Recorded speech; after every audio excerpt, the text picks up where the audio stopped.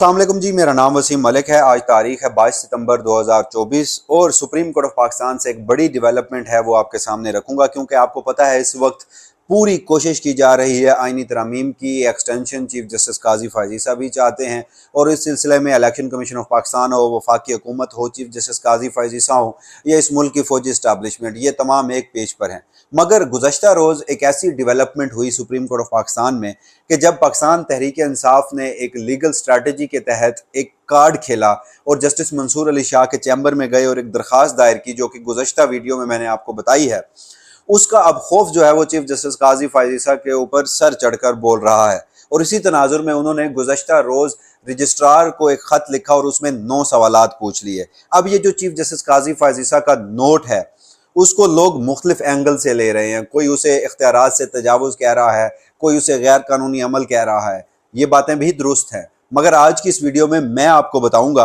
कि किस तरह वो जो नोट है वो फ्रस्ट्रेशन का इजहार है। चीफ जस्टिस काजी फायजी साहब बुनियादी तौर पर जस्टिस मंसूर अली शाह और 8 जजेस को एक और हुक्मनामे से रोकना चाहते हैं। और इसी तनाजुर में सुप्रीम कोर्ट ऑफ पाकिस्तान में इस वक्त की जो सूरत हाल है, जजेस में आपस में डिवाइड है और जो इतलात आ रही हैं वो बड़ी खौफनाक हैं, तसादुम का खतरा है। तो ये तमाम तर तफसीलात क्या हैं आज की इस वीडियो में आपके सामने रख देता हूँ। सबसे पहले मैंने ही गुज़श्ता वीडियो में आपको बताया था कि चीफ जस्टिस काजी फायजी साहब हों या फिर इस मुल्क की फौजी इस्टेब्लिशमेंट, वफाकी हुकूमत, उन्होंने एक प्लान बी बनाया है नंबर गेम पूरे करने और आईनी तरामीम को पास करने के हवाले से। और ये जुड़ा है मखसूस नशिस्तों के 12 जुलाई के फैसले के हवाले से। और उसी फैसले पर 14 सितंबर को 8 जजेस की जानिब से एक वजाहत भी जारी की गई थी।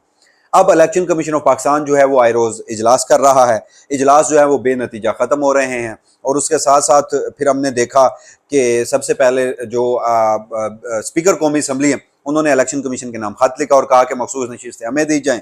और उसके बाद फिर ये हुआ कि एक प्रैक्टिस एंड प्रोसीजर एक्ट में तरमीमी आर्डिनेंस आया। अब ये जो दोनों मामलात हैं, स्पीकर का खत लिखना और प्रैक्टिस एंड प्रोसीजर एक्ट में तरमीमी आर्डिनेंस लाकर अपनी मर्जी की कमेटी और फिर चीफ जस्टिस काजी फायजी साहब का अपनी मर्जी का बेंच बनाकर अपनी मर्जी के केस मुकर्रर करना, तो ये उस प्लान बी का हिस्सा है जिसमें नंबर गेम पूरी करने की तैयारी है। मगर इस सारे मामले को जिस एक चीज से खदशा और एक चीज से डर है वो है मखसूस नशिस्तों का फैसला। और फिर उससे भी बढ़कर 14 सितंबर के रोज जो 8 जजेस ने एक वजाहत जारी की थी। और अब गुज़श्ता रोज सुप्रीम कोर्ट ऑफ पाकिस्तान में क्या हुआ कि पाकिस्तान तहरीक इंसाफ की जो लीगल टीम है और इस सारे मामले को जो देख रहे हैं, वकील हैं उज़ैर भंडारी उनका नाम है, वो एक मरतबा फिर जस्टिस मंसूर अली शाह के चैम्बर में पहुंचे थे और उन्होंने एक दरख्वास्त दायर की थी और उसमें उन्होंने 4 इस्तदाएँ की थी। जिन नाजरीन ने मेरी गुज़श्ता वीडियो नहीं देखी उनके लिए मैं जल्दी से बता देता हूँ, फिर आगे बढ़ते हैं। उसमें यह इस्तदा की गई थी कि जो स्पीकर का इलेक्शन कमीशन को खत है उसे मुस्तरद किया जाए। इलेक्शन कमीशन ऑफ पाकिस्तान को ये अहकामात दिए जाएंगे ये मखसूस नशिस्तें जो हैं हुक्मरान इत्तेहाद को इजाफी सूरत में किसी सूरत नहीं दी जा सकती। इलेक्शन कमीशन को ये कहा जाए कि ये मखसूस नशिस्तें पाकिस्तान तहरीक इंसाफ को दी जाएँ। तो इस हवाले से और ये भी कहा गया कि ये जो इलेक्शन एक्ट में तरामीम की गई थी, इलेक्शन कमीशन को ये बताया जाए कि सुप्रीम कोर्ट ऑफ पाकिस्तान के फैसले पर उसका कोई असर नहीं पड़ता। अब अभी ये दरख्वास्त गुज़श्ता रोज़ दायर हुई थी तो उसके बाद एक खबर सामने आती है। खबर ये होती है कि जो चीफ जस्टिस सुप्रीम कोर्ट हैं जस्टिस काजी फायजी साहब, उन्होंने रजिस्ट्रार के नाम एक खत लिखा और उस खत में 9 सवालात पूछे। अब सबसे पहले 9 सवालात क्या पूछे गए हैं वो मैं आपके सामने रख देता हूँ।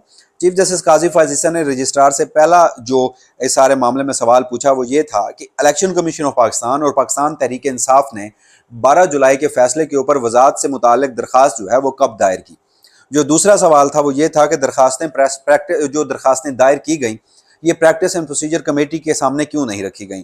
तीसरा सवाल ये था कि मुतफरिक दरखास्तों की काज लिस्ट जारी हुए बगैर ये फिक्स कैसे हुई। फिर यह भी पूछा गया कि क्या रजिस्ट्रार ऑफिस ने मुतल्लिका अफ्रीकैन और अटॉर्नी जनरल ऑफिस को नोटिस जारी किया। फिर यह भी पूछा गया कि किस कमरा अदालत या चैम्बर में इन वजाहती दरखास्तों को सुना गया। फिर यह सवाल पूछा गया कि फैसला सुनाने के लिए काज लिस्ट क्यों जारी नहीं की गई। फिर यह भी सवाल पूछा गया कि आर्डर किस कमरा अदालत में जो है वो सुना गया या आर्डर जो है वो किस कमरा अदालत में फिक्स नहीं किया गया। फिर यह भी सवाल पूछा गया कि जो आर्डर है वो रजिस्ट्रार ऑफिस में जमा हुआ था या फिर बराह रास्त जो है वो वेबसाइट पर जारी कर दिया गया था। फिर यह भी सवाल पूछा गया कि वेबसाइट पर आर्डर अपलोड करने के जो अहकामात थे वो किसके थे। अब ये तमाम तर जो सवालात हैं ये 14 जुलाई की उस वजाहत के बारे में हैं जो 8 जजेस ने जारी की थी, जिसमें उन्होंने इलेक्शन कमीशन को पाबंद कर दिया था कि जो इलेक्शन एक्ट में तरमीम करके आपने मखसूस नशिस्तें ना देने के हवाले से पार्लियामेंट ने जो कानून साजी की है सुप्रीम कोर्ट का फैसला अंडू करने के हवाले से, वो सुप्रीम कोर्ट ऑफ पाकिस्तान के 12 जुलाई के फैसले पर असर नहीं करता। और इसके साथ साथ वजाहत में यह भी कहा गया था कि ये जो 41 आज़ाद लोग हैं जिन्हें आज़ाद डिक्लेयर किया हुआ है इलेक्शन कमीशन ऑफ पाकिस्तान ने, ये पाकिस्तान तहरीक इंसाफ से ताल्लुक़ रखते हैं।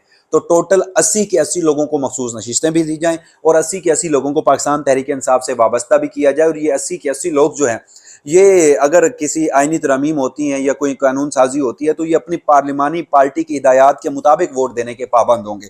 अब उससे हुआ क्या, ये वजाहत उस रोज जारी की गई जब आइनी तरमीम का शोर था, और उसके बाद क्या हुआ कि वफाकी हुकूमत आइनी तरमीम नहीं कर सकी क्योंकि वो नजर जमाए बैठी थी इन 41 लोगों के ऊपर जो पाकिस्तान तहरीक इंसाफ के आज़ाद इलेक्शन कमीशन ने जिन्हें डिक्लेयर किया था। सुप्रीम कोर्ट की वजाहत का टाइमिंग ऐसी थी कि उसके बाद मौलाना फजल रहमान भी वफाकी हुकूमत के साथ नहीं मिले और आइनी तरमीम का मामला ठप हो गया। अब इस चीज का गुस्सा चीफ जस्टिस काजी फैज ईसा को था।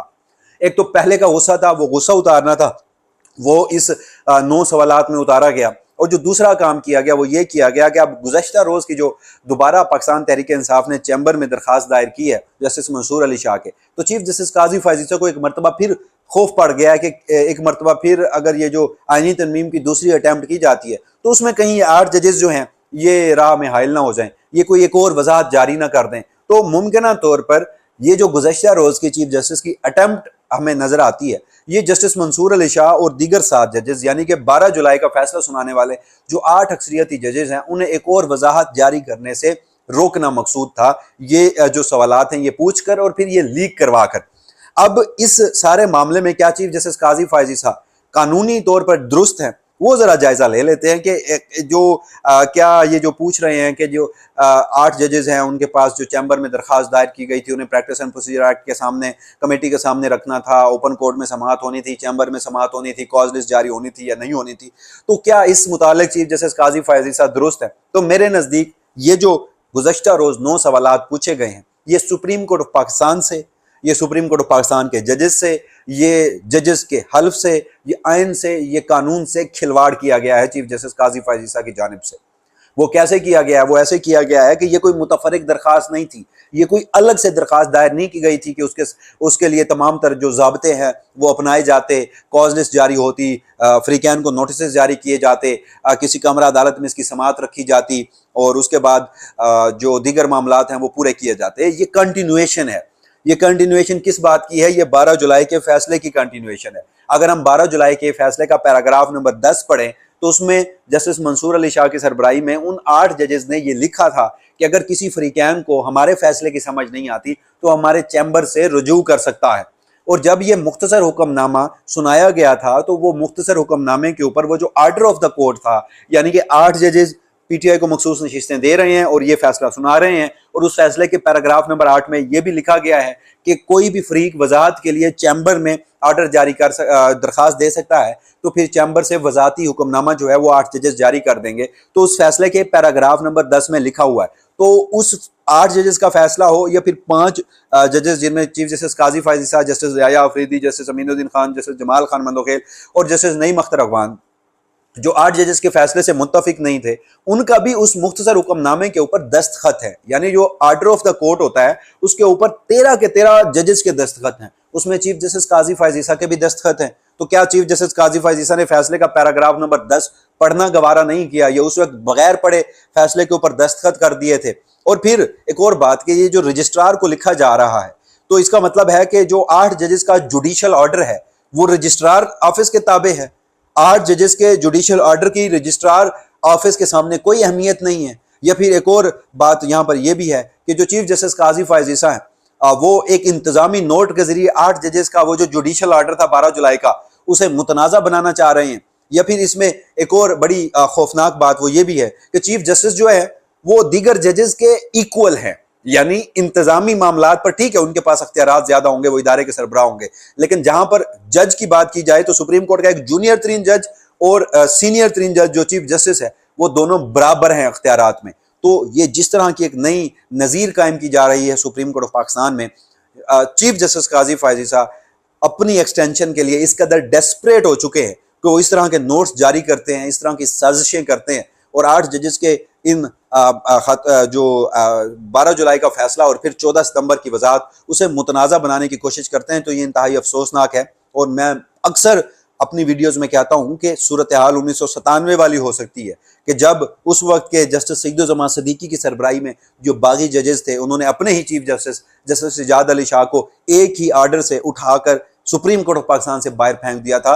और चीफ जस्टिस काजी फैज़ ईसा का ये जो गुज़श्ता रोज का एक नोट है, उसकी भी एक पस मंजर है। जब 14 सितंबर को हमने देखा कि जजेस ने वजाहत जारी की, उसके बाद हमारे कुछ सहाफ़ी दोस्त हैं, उन्होंने पहले दिन कहा कि देखिए ये जो वजाहत जारी हुई है इस पर खुश होने की जरूरत नहीं है, ये मुतनाज़े है, इससे मुतालिक बहुत सी चीजें आएंगी, क्योंकि उन्हें पता था कि ये सारे मामले होने हैं।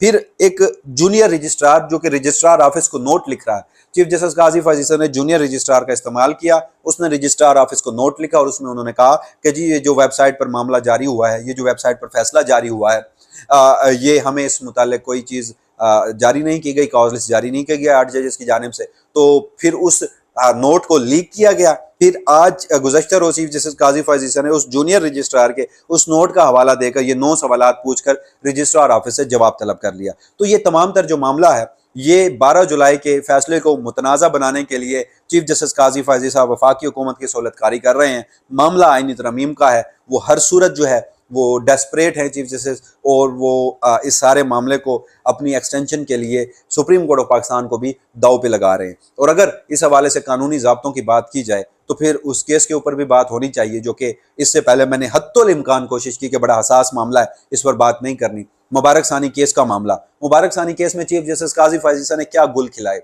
ये जो दूसरा रिव्यू इस्तेमाल किया गया, वो दूसरा रिव्यू पाकिस्तान के किस कानून के तहत इस्तेमाल किया गया? पाकिस्तान में क्यूरेटिव रिव्यू या दूसरे रिव्यू की कोई नज़ीर मिलती है? पाकिस्तान के किसी आइन और कानून और अदालती नज़ार में नहीं मिलती। मगर चीफ जस्टिस ने पहले फैसला सुनाया, उसके ऊपर तनकीद हुई तो प्रेस रिलीज जारी की गई, फिर रिव्यू आया, रिव्यू मंजूर किया, फिर एक और फैसला लिख दिया। उस फैसले के ऊपर उलमाए कराम ने जब शोर मचाया तो उसके ऊपर एक और प्रेस रिलीज जारी की गई। फिर भी जब मामला ना थमा तो फिर उलमाए कराम से खुफिया तौर पर मुलाकातें की जाती रहीं। फिर भी जब मामला ना थमा तो एक क्यूरेटिव रिव्यू का इस्तेमाल किया गया, जिसकी पाकिस्तान के आइन और कानून में कोई इजाजत नहीं है। और उसके बाद फिर क्या हुआ कि उन उलमाए कराम को अपने चैम्बर में बैठकर फैसला लिखवाया गया। तो इस मुतालिक भी सवालात पूछे जाने चाहिए। लेकिन अब सुप्रीम कोर्ट ऑफ पाकिस्तान में सूरत हाल ऐसी है कि इन 8 जजेस की अभी तक की जो खामोशी है, ये भी किसी बड़े तूफान का पेश ख़ैमा हो सकती है, क्योंकि इतलात ये हैं कि ये 8 जजेस भी बड़ा सख्त रिएक्शन जो है इनसे भी एक्सपेक्ट किया जा रहा है। तो एक तरफ चीफ जस्टिस काजी फैज़ ईसा है, अपनी एक्सटेंशन के लिए हर हद तक जाने को तैयार हैं, अदलिया को दाव पर लगा दिया, सुप्रीम कोर्ट ऑफ पाकिस्तान को दाव पर लगा दिया, आइन और कानून के साथ और अपने हल्फ के साथ खिलवाड़ कर दिया। तो दूसरी जानिब वो 8 जजेस हैं, उनका रिएक्शन जो है वो अब एक्सपेक्ट किया जा रहा है। इस हवाले से जो भी फर्दर डेवलपमेंट होंगी, वसीम मलिक अपनी इसी प्लेटफॉर्म से आपको आगाह रखेगा। तब तक के लिए मुझे दीजिएगा इजाज़त। अल्लाह के बाद।